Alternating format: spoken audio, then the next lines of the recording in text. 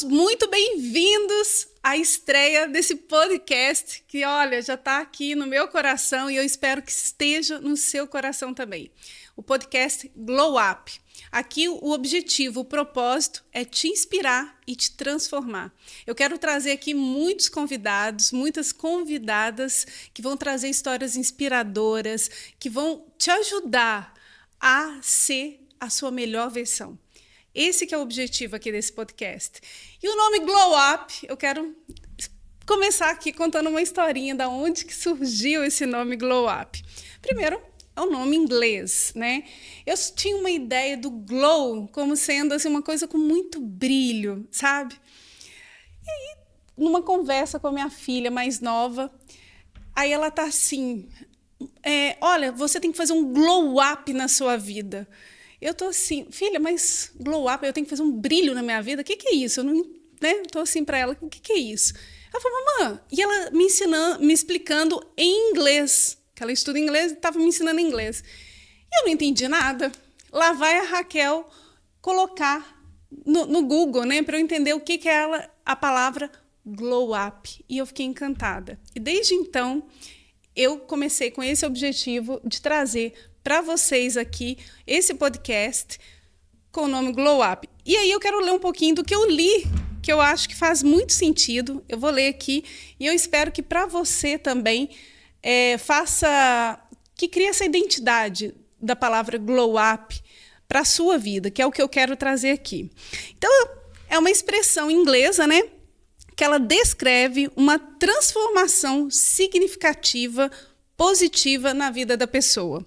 Muitas vezes, em termos de aparência, estilo de vida, autoconfiança. Essa transformação é geralmente associada a um processo de evolução pessoal, amadurecimento e autodescoberta. Quando alguém menciona que passou por um glow up, que é o que eu espero que você seja aqui, uma glow up, está indicando que experimentou mudanças positivas em vários aspectos da vida, resultando numa versão mais aprimorada de si mesmo. E esse termo é frequentemente usado para destacar melhorias na autoestima, nas relações interpessoais e nas conquistas profissionais em outros aspectos que contribuem para o crescimento pessoal. E eu espero que você, aqui com todo esse conteúdo que nós vamos trazer durante essa temporada aqui do Glow Up, dessa primeira temporada aqui na estreia, que já possa te ajudar a viver a sua melhor versão. Que nós queremos aqui, com o Glow Up, te inspirar e te transformar a ser uma pessoa melhor a cada dia. Então fica aqui com a gente e nesse primeiro episódio eu não podia falhar nas convidadas. E eu tenho uma convidada mega, hiper especial, que além de ser uma amiga, ela é também uma parceira aqui de negócio e, além disso, tem uma história fabulosa. Essa história dessa minha convidada, eu tenho certeza que vai te inspirar profundamente e vai te transformar para ser uma melhor versão. Deixa eu só falar um pouquinho dessa convidada minha. Essa convidada minha, ela é uma empresária e sócia do Clube do Chateau, aqui em Lisboa, e que é um espaço que é especializado em vinhos franceses. Ela é advogada, escritora, roteirista e palestrante. Além disso, a Rosângela, ela tem história de vida que passou por um divórcio complicado e passou também com todos os desafios possíveis, porque ela teve a pólio. Então, eu quero apresentar para vocês Rosângela Rabel. Seja bem-vinda! Obrigada, Raquel. Eu tenho que, primeiro de tudo, parabenizar você pela iniciativa, porque, assim, eu já te conheço de algum tempo e vejo você a cada dia crescendo mais. E como eu falo todas as vezes que me perguntam, eu digo exatamente o que está no coração. Você é uma pessoa que está sempre pronta para ajudar, pronta para inspirar. E, olha, o Glow Up está perfeito. Não podia ter escolhido um nome melhor. É o que tem a ver, fazer a pessoa avançar, crescer e mostrar o seu brilho. A pessoa mostrar aquilo que ela tem, que por vezes é como uma pedra preciosa, né? Fazer brilhar um diamante tem que lapidar. Tem que E lapidar. e esse é o trabalho que você faz, lapidar a pedra bruta e transformar ela num diamante. Então, obrigado pelo convite, pelas palavras maravilhosas. Ai, Estamos que cá. Olha, hoje eu quero trazer assim com a Rosângela o tema sobre resiliência. A Rosângela, assim, assim, de várias histórias que eu já ouvi dela, me inspirou muito porque a vida nossa, nós sendo, vamos dizer assim, tendo tudo perfeito, né? Com as pernas corretas, né? Andando, tendo os braços, né? Sendo perfeito. E muitas das vezes a gente reclama da nossa vida. E a gente reclama dos desafios que vem, né? Que a gente passa na nossa vida. E a Rosângela, ela passou por uma doença que deixou sequelas, é uma doença que deixa sequelas. A E eu queria que você deficiência. falasse um pouquinho dessa deficiência, como que Ok, foi esse processo, claro. e também traz já assim na sua infância com o seu primeiro casamento. Eu queria que você trouxesse Ok. isso já também para gente. É uma longa. Eu vou tentar resumir, porque é tanta coisa. Pronto. Eu sempre falo que, por incrível que pareça, hoje eu sou sobrevivente de 2 pandemias mundiais. Porque a gente sobreviveu ao Covid, né, Raquel? E eu sobrevivi à pandemia da poliomielite, que foi uma das maiores pandemias do século passado. E eu tive poliomielite. E a poliomielite, em 1% dos casos, 1% dos casos a pessoa fica com paralisias no corpo. Eu fiquei com paralisias na perna direita, quase morri, eu sobrevivi, mas fiquei com sequelas. Então, como eu sempre fui uma criança com deficiência. Então, é tantas histórias. Então, desde ali do começar a caminhar, do brincar, eu sempre lembro-me que eu falo sempre que a gente tem que ter estratégia desde criança. Porque eu já pensava assim, tá, como é que eu vou brincar? Eu não posso andar. Todo mundo corre, todo mundo anda, e como é que eu faço? Então, como eu lia muito, porque quem não podia andar tinha que arrumar, não tinha internet, né? Claro. Eu sou de 70. Então, a gente tinha que fazer leituras, eu escutava muito rádio. Com 5 anos, então, eu já lia, já tinha bastante conhecimento em termos de leitura e rádio. Então, o que eu comecei a pensar? Falei, eu tenho que criar as brincadeiras, já que eu não posso brincar do jeito que eles brincam. Então, eu criava brincadeiras onde eu era rainha, eles tinham que me carregar, eu criava brincadeira onde eu era chefe, eu mandava no pessoal. Então, sempre aquela estratégia para conseguir ultrapassar. E eu tive uma infância feliz, apesar de andar de muleta, de ter muita dificuldade. Eu venho de uma família simples. A minha mãe, numa época, teve que pagar pessoas para me carregar para a escola, porque não tinha asfalto, aquilo era muito, chovia muito no sul do Brasil. Enfim, quer dizer, uma vida realmente que não foi nada fácil. Mas como tinha muito amor, eu era uma pessoa feliz. Sempre fui feliz. E a parte saindo da infância, vou tentar resumir porque a história é muito longa. A parte difícil mesmo, eu digo que foi na transição da infância para a adolescência. Porque aí, como nós começamos a nos cobrar muito, nós começamos a querer construir a nossa pessoa, de quem nós somos, e a perceber o seu entorno. Até cá a gente sabe que essa área da psicologia vai saber muito mais que eu. Mas, na verdade, a gente começa a entender o nosso entorno. E aí você tem que ouvir, conviver e ultrapassar. Mas que bonitinha. Mas que pena. Ai, mas tão bonitinha. Meu Deus, como é que aconteceu isso? Ai, pobrezinha. Se passar a vida ouvindo, sentindo o olhar de pena das pessoas. E aí que você tem que já começar a construir uma personalidade.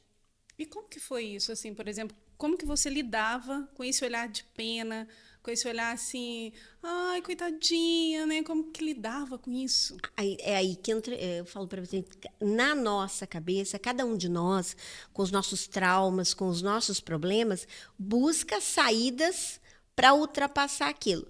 Como eu lia muito, como eu gostava de ler, então eu era mais inteligente. Não é que eu era mais inteligente, hello, todo mundo é inteligente. A questão é que eu lia mais, só isso. Né? Você tinha Então, bagagem. eu tinha bagagem. Então, eu conseguia tanto conversar com os adultos, como com as crianças. Isso que idade você tinha, assim, é mais ou menos na adolescência, 13 Na anos? adolescência, a partir dos 11 anos de idade, eu já comecei a tomar minhas posições na vida. Escolher a religião que eu queria, escolher que tipo de música. Eu já comecei a ter uma personalidade muito mais formada. Mas eu digo que isso graças. Você pega o limão e faz uma limonada. Já que tinha pólio, não tinha o que fazer. E é muito difícil ser uma criança com deficiência, porque principalmente naquela época, como é em alguns locais até hoje, as pessoas estão escondidas.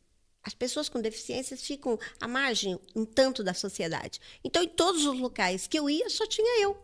Eu sempre era o estranho do ninho. Então, eu tinha que encontrar uma forma de ultrapassar isso. E eu estudava bastante para poder ajudar os outros alunos. Então, assim, com isso, todo mundo me agradava.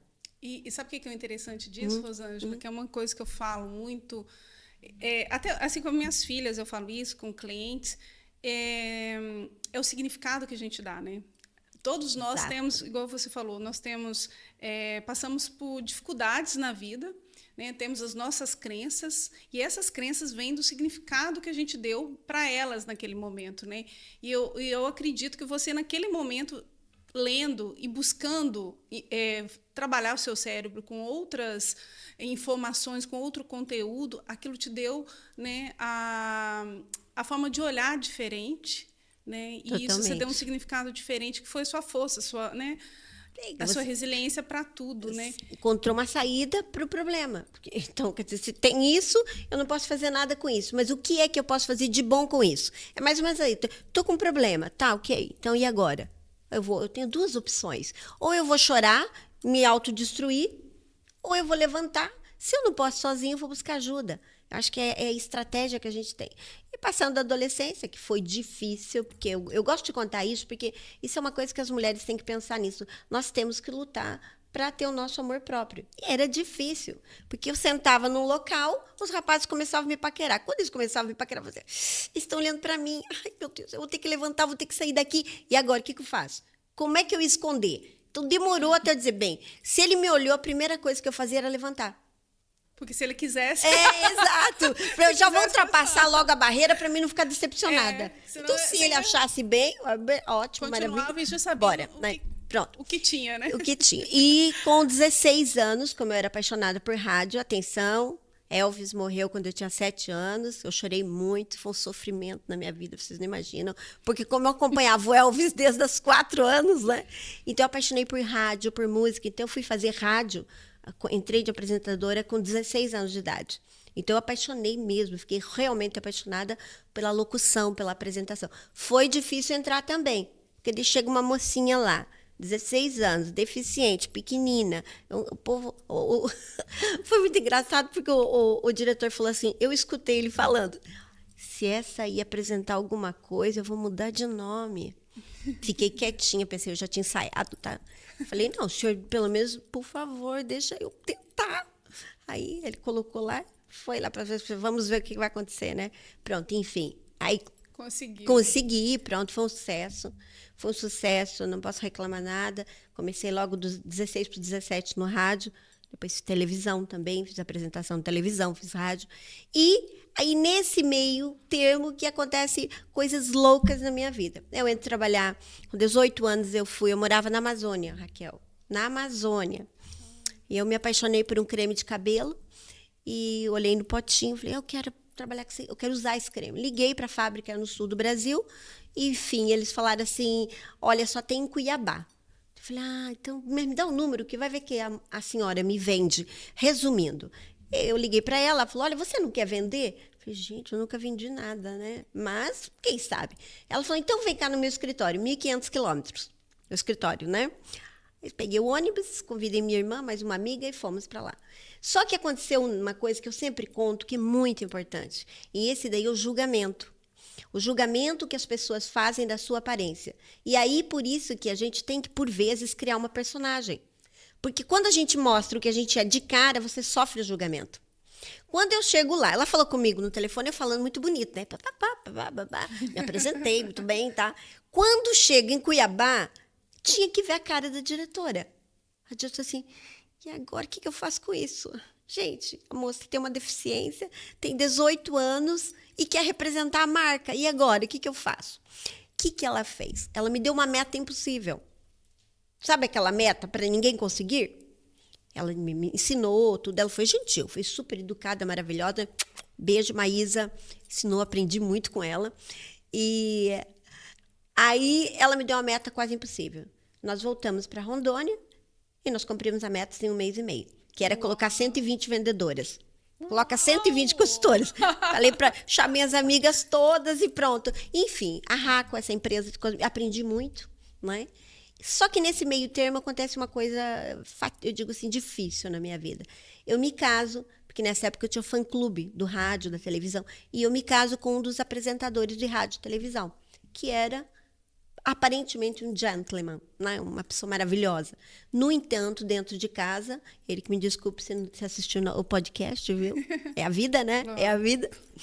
E pronto, me casei, só que daí eu sofria dentro de casa uma destruição da autoestima. Aquela luta que eu fiz durante a adolescência para conquistar. Aí eu começo a sofrer a destruição da autoestima. Porque daí ele dizia em alto e bom som que tinha casado comigo, porque afinal, beleza não era fundamental. Entende? Beleza. Então ele falava várias coisas depreciativas que acabavam minando completamente o meu amor próprio e a autoestima. Sofri violência doméstica, isso eu não tenho problema. Ele me bateu várias vezes e eu tinha vergonha de contar. Porque é o que muitas mulheres passam não hoje, falam. Né? Não falam. Então, isso é tão alerta. Conte, pelo amor de Deus. Conte para sua melhor amiga. Conte para alguém, porque essa pessoa vai ajudar. Não, é que hoje, assim, as mulheres que estão sofrendo, elas são tão intimidadas, né? Porque o ataque começa, igual você falou. Porque, delicado, sutil. O problema é que esse ataque, que é o das palavras, que é o te diminuir, é o te falar palavras, né? Que se essa mulher não tiver ali com uma resiliência... Não aguenta. Não aguenta. Ela fica literalmente, passa a vida submissa e passando por violência. Porque o último estágio, né, assim, que eles dizem, é a violência física, né? Física. E o covarde, ele vai. Cada vez que o covarde ele vê um espaço a mais, ele vai indo, vai indo. E eu, que era uma pessoa muito religiosa, muito cristã, eu pensava assim, não, ele vai mudar. Eu orava, pensava, meu Deus, ajuda ele a mudar. Não é possível que eu continue assim. Resumindo, para não delongar muito a história, eu li bastante, estudei bastante. Acontecia alguma coisa como uma violência, um estupro emocional, porque todos os dias, quando você é destruída a tua autoestima, alguém que mina o teu amor próprio, é muito difícil. E isso durou muitos anos, porque eu fiquei casada 8 anos. Né? Até os 7 anos, eu gosto de contar isso, porque com os 7 anos eu mudei a oração, né? Falei, meu Deus, eu já entendi que eu tenho que mudar. Eu que tenho que mudar, porque ele não vai mudar. Então, quem tem que mudar aqui sou eu. Né? Isso. Quando a gente muda, tudo muda ao nosso redor. Percebe a necessidade de mudança. E aí fui fazer direito, que eu queria fazer jornalismo, mas acabei indo para o direito, porque toda a família fez uma pressão, achando que o direito tinha mais oportunidades, e realmente é verdade, não é? Mas eu sou apaixonada por comunicação. Pronto. E, resumindo, o que aconteceu? Que eu fui fazer a faculdade de Direito, eu me divorciei, né? Tive que... Essa é uma outra história, qualquer dia a gente conversa, para conseguir sair disso. Eu só digo uma coisa, lembra do filme Julia Roberts Dormindo com o Inimigo? Era a minha história. Então, eu tive que armar uma estratégia toda para não colocar minha vida em risco mesmo. E a vingança da mulher advogada foi que eu assinei o meu divórcio. Então, aí foi. Uau! Isso serve de inspiração para muitas mulheres que estão aí, assim, que às vezes está passando por essa violência. E eu falo que a violência, às vezes, você já conhece no namoro, né? Você já conhece ali que tipo de... Né? O que tá por esperar? Não é que vai mudar tanto assim depois. De várias histórias que eu já ouvi, que eu já li. E quando entra no casamento, se está assim... Você não pode permitir, né? Eu acho que a mulher tem que realmente ir trabalhando esses pontos assim para não permitir que fique, que prolongue, né? Que seja alguma coisa que vai anos e anos, porque o final realmente é a violência física. Existe uma ilusão, eu digo, das pessoas em si, mas principalmente das mulheres, a mulher achar que ela vai mudar o outro. O outro não muda se ele não quiser mudar. Sem dúvida. Para que você faça todo esse trabalho lindo que você faz com essa ajuda que você faz para as mulheres, é porque elas querem. Porque se você pode dar toda a estratégia, todo todo o teu conhecimento, tudo que você aprendeu para ajudar, se ela não quiser, não há como. Então, a primeira mudança é olhar para a gente, para dentro. É uma decisão. Eu tenho que mudar. Se eu não mudar, como é que vai acontecer, né? E pronto, Raquel, eu vou fazer Não, mas eu ainda quero pegar um pontinho aqui ainda. Vai. Não, mas isso que você colocou assim é muito importante, porque quando... É igual no coaching. A gente não começa a trabalhar, a gente não trabalha um cliente se o cliente não estiver realmente decidido a fazer a mudança na vida dele, comprometido com a mudança. Então, a gente não trabalha com o cliente assim, porque só se ele estiver comprometido, querendo realmente, é que as coisas acontecem. E uma das coisas de toda a sua história que você contou até agora foi que você sempre leu, você sempre buscou desenvolver conhecimentos extras. Muito. Então, é o autoconhecimento. Não só através de você entender suas emoções, seus sentimentos, mas quando a gente busca ferramentas. E as ferramentas, às vezes, a pessoa fala assim, nossa, eu não tenho dinheiro para pagar um profissional, eu não tenho condições de ir atrás. Hoje em dia, eu acredito que a gente consegue formas de... Sempre, né? Tem muitos profissionais no mercado, instituições que estão fazendo um trabalho gratuito para quem não tem condições, né? Mas eu acho que o ponto aqui está, você tem os recursos. Você pode ir pela internet, né? A pessoa pode buscar pela internet informações, um bom livro. Quantos livros, gente, que transformam a nossa vida quando a gente lê, né? Tanta coisa. Tantos livros que transformam. Eu falo assim, eu li muito, inclusive a Bíblia, que para mim é um livro maravilhoso, é de uma sabedoria, porque é da sabedoria superior que é nossa, do nosso Criador, então é muito melhor, é maravilhoso. E se rodear de boas pessoas, boas amizades também, Raquel, faz a diferença. Boas amizades, boas leituras, você se munir de boas coisas, senão é impossível. Então, porque às vezes eu sempre falo isso, até escrevo sobre isso, que as pessoas dizem muito, a felicidade é uma responsabilidade sua. É e não é. Porque se você acha que você pode sozinho, você não entendeu que, por vezes, você não pode sozinho, você precisa de um terapeuta, de um psicólogo, de um médico, de um amigo. Às vezes, você tem que entender até onde você pode ir e quais são as ferramentas que você vai utilizar para você ser uma pessoa melhor e sair daquele problema que você, por vezes, se meteu. Claro, no meu caso, eu casei sozinha, né? Ninguém foi. As pessoas já sabiam, só eu que não percebia. Enfim, e aí a história. Por aí, trabalhei com essa empresa há muitos anos, no empresariado desde os 16 para os 17 anos. Comecei com 17 também. Eu sempre fiz 3 coisas ao mesmo tempo, sempre. É normal da vida, não tem jeito. Não consigo. E depois, essa empresa foi muito boa, aprendi bastante. Estragou um pouquinho a minha pessoa, porque aprendi a gostar de coisas boas. Que é tão bom, né? E eu acho que foi uma coisa boa depois, muito boa, que eu quero já começar a apresentar aqui, gente. Coisas boas.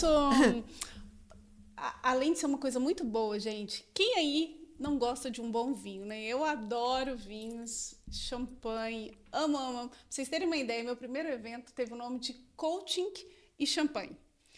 Tanto que eu adoro. E acabou que coincidiu pelas boas ondas da vida. Eu fui encontrar a Rosângela. A Rosângela esteve em um dos meus eventos. E foi muito interessante essa conexão. E ela me apresentou o espaço que eles têm, que é o Club do Chateau, que é uma garrafeira francesa que tem aqui em Lisboa, aqui em Portugal. E o Club do Chateau, eu vou, produção, se puder colocar aqui para mim um pouquinho, tá? Sobre o Club do Chateau. E a Rosângela, ela é uma das sócias do espaço, né? E a patrocinadora do podcast hoje. Cada convidada aqui hoje está levando uma garrafa de vinho para casa. É um espaço lindo que tem... Aliás, fala você, Rosângela, por favor, presente o Clube do Chateau. Vamos contar um pouquinho da história. Depois eu vou contar um pouquinho antes, mas eu vou chegar já na história. Bem, eu não conhecia vinhos franceses, tá, Raquel? Não conhecia, muito pouco. Da minha história, tinha pouco, porque o Brasil não tinha naquela época. Eu vim conhecer vinhos franceses porque eu me casei com um produtor de vinhos franceses, né? É muito chique, muito difícil. Casou num castelo, gente. Não, porque a gente só pode errar no casamento uma vez, gente, por favor. Não podemos errar no segundo. O que é isso, né? Enfim, uma pessoa maravilhosa, meu marido é incrível, e Cada dia ele me apresentava vinhos diferentes. E eu levava, inclusive, para as amigas, e as amigas diziam, onde é que tem esses vinhos? Eu falei, gente, nós temos que mostrar esses vinhos, porque são realmente incríveis. É um projeto onde engloba vinícolas artesanais e históricas. Então, o Clube do Chateau é formado de sociedades de vinícolas. Isso é importante porque nós somos os produtores. Diretamente de França, temos já uma portuguesa, que é do Douro, que é o Vieira de Souza. E na França, o que eu gosto de contar sempre, Raquel, é que nós temos uma das vinícolas mais antigas da França, um castelo que produz vinhos, que tem mais de 1000 anos. Tem um outro de 1000 anos também, que é do Beaujolais, Chateau d'Arlet, até aqui um dos vinhos realmente maravilhosos, é de um conde. E o que nós buscamos? Vinhos que tivessem arte e história e que fossem originais. Então não tem nada que é industrial. Tudo é feito com arte e história. E por que Portugal? Primeiro que eu também sou portuguesa, né? Então, eu tenho paixão por Portugal.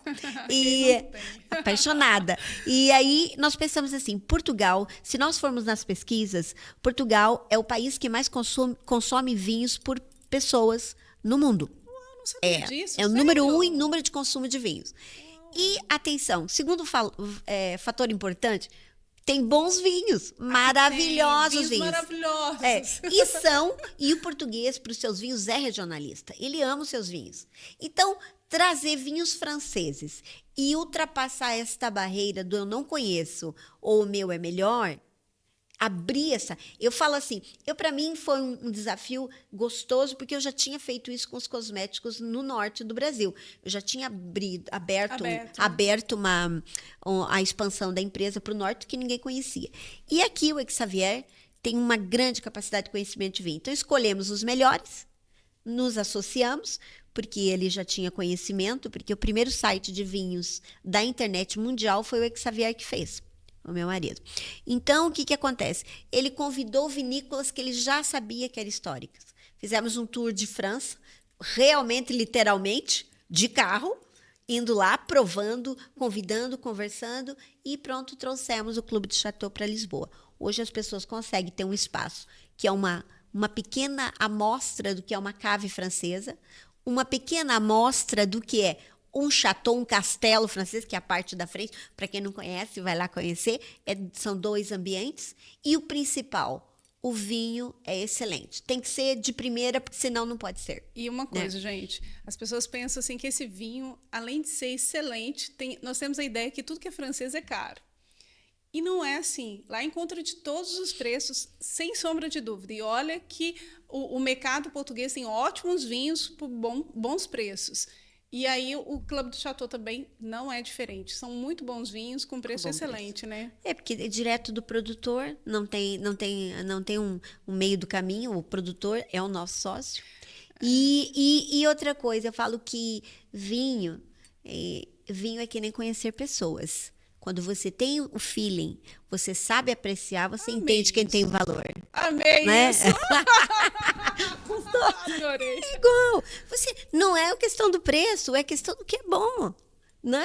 Não é a questão do onde que ela trabalha, onde que ela faz, qual é o sentimento, que essa pessoa passa. Quem é essa pessoa, qual o valor dela, quais são os seus valores, o que ela é completo, porque é muito melhor ser do que ter. Então, quando você avalia isso, consegue ver tudo isso, tem uma diferença. Fica show. E vinho é isso, a gente se apaixona. Eu só tenho um problema, Raquel. É um caminho sem volta. Completamente. Então, quem estiver me ouvindo já sabe, viu?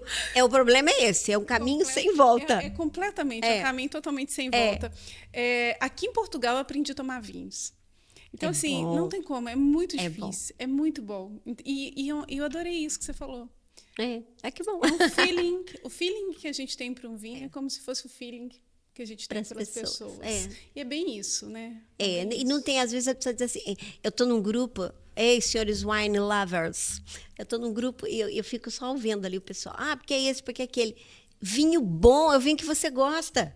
Desde que ele seja bem feito. Claro, já não vai tomar uma coisa horrível, mas desde que ele seja bem feito, vinho bom é aquele que você gosta, que te dá prazer, que te dá alegria, que você vai sair com as amigas, você vai ter um momento de encontro romântico, ou mesmo você curtir você mesma. Ai, tô lá escrevendo. Ai, tá meu veio.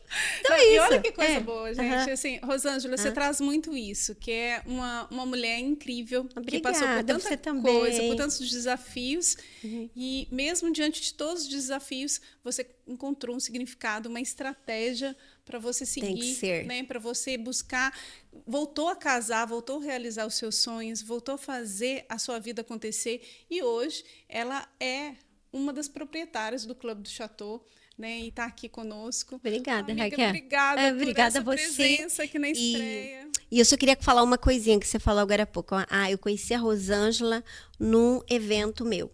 Eu queria falar sobre isso. Posso? Pô. Tá rapidinho, tá? Eu conheci porque eu tive o privilégio de... Eu vim fazer um doutorado na Europa de Direitos Humanos e também, ao mesmo tempo, eu apoiava essa empresa brasileira, que é a RACO Internacional, que estava com expansão na Europa.